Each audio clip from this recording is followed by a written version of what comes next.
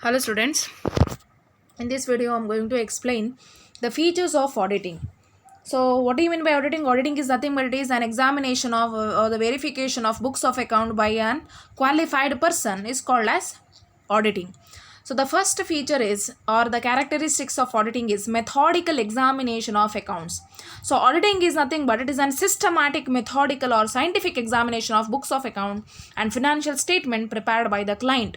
So here, whatever the client prepares, the accounts or the bookkeeper appointed by the client, one who prepares the books of account or the one who prepares the financial statement of the company will be verified, will be examined by the auditor. So this is what auditing is about. So auditing is systematic, methodical and scientific examination of books of account by the qualified person. So that is the first feature of auditing.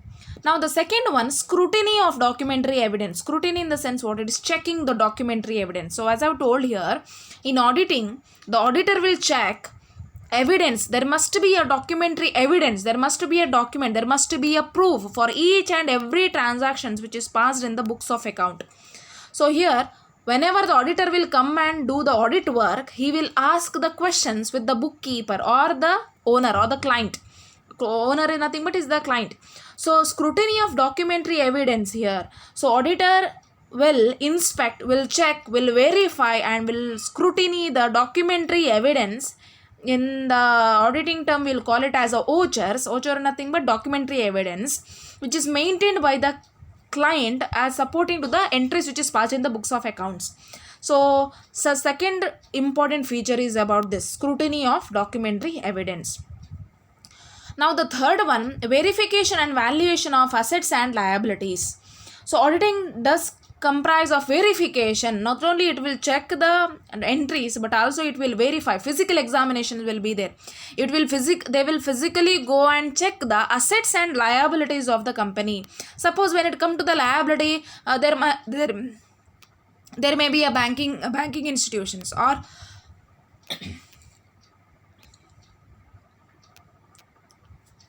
so in order to know the true financial position of the company, the auditor will check the assets and liabilities of the company. So here, liability in the sense when it comes to the liability, third party liability. Like for example, the company may have taken the loan from the banks.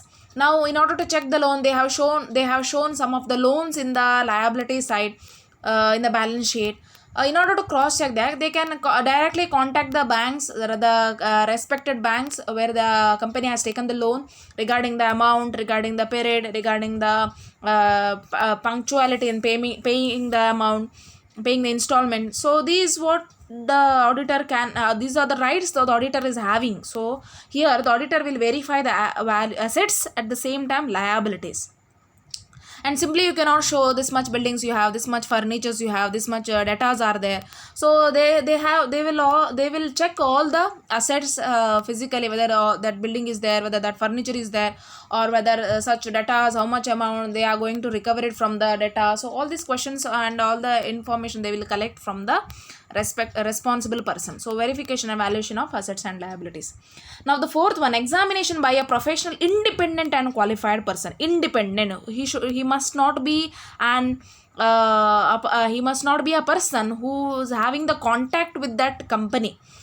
If he is having contact, or the auditor may, if suppose think that auditor, he is family member or is a friend of that company, that owner of the company. So what he can do is he can involve along with that owner and he can manipulate the accounts. Or he suppose think that if if he's a relative or a friend of a bookkeeper or the accountant, then combinedly both they can the chances are there they can manipulate. So in such cases, auditor is always is an independent person who must not be connected with the preparation of the books of account, or he must not be related to the company.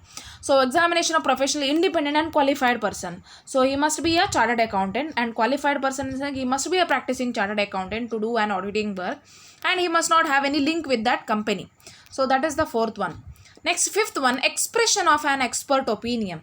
So along with it auditing, along with the auditor, along with an auditing work, the auditor can give expert opinion to the client regarding the fairness of the accounts, regarding the truthfulness of the accounts, regarding the financial statement, how he can prepare, how he has to pass the entry, how he has to collect the documents, how he has to manage the accounts. So regarding all this information, he can give the suggestions to the client in the sense owner of the company. So it is possible because of this auditing. So auditing in this in the auditing, the auditor is required to give the expert opinion to his client. That is what the fifth feature. Next, checking the accuracy and authenticity of transactions. So auditing is done for the purpose of ascertaining whether all the financial transactions are recorded in the books of account and financial statement are genuine, authentic, accurate, reliable and properly authorized.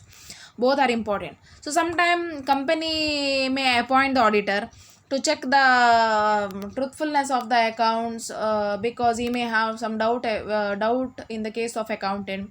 Sometime because of the government's pressure or because of the rules, the company may go for appointing the auditor. So in such cases, the auditor will give the fact information. The auditor always, he will give the fact information. Whatever he finds while checking the books of account, that he will mention in the report, audit report. And he will submit to the tax department, or he will submit to the government, or he will submit to the client. So the checking of accuracy and authenticity of the transaction is very important. So here, the next feature is with the help of auditing, in order to check the accuracy and authenticity of the transaction, the auditing is carried out. Next, seventh one, done periodically or throughout the year. There are chances are there. Either the company can go for appointing the auditor half yearly, or they can appoint at the end of the financial period. If they are appointing at the end of the financial period, then final account financial statement must be ready. The bookkeeper has to make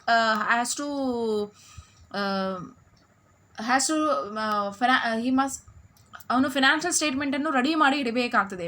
complete ಮಾಡುವ ಅವನು ಇವನು auditing start ಮಾಡಬೇಕಂತ ಹೇಳಿದರೆ ಅಲ್ಲಿ accountant ಅವನ ಎಲ್ಲ ಅಕೌಂಟ್ಸನ್ನು ready ಮಾಡಿ, ಫೈನಲ್ ಅಕೌಂಟ್ಸನ್ನು ರೆಡಿ ಮಾಡಿ ಅದನ್ನು ಸಬ್ಮಿಟ್ ಮಾಡಬೇಕಾಗ್ತದೆ. Then only the auditor can carry his work. So continuously depending on the nature and size of the business transaction carried on by the client. So here auditing is done either periodically or throughout the year, depending upon the business transaction. If the business is having the huge transaction, they may go for appointing periodically, or if the business is not having that much transaction, then they will go for periodically appointing the auditor. Transaction carried out by the client.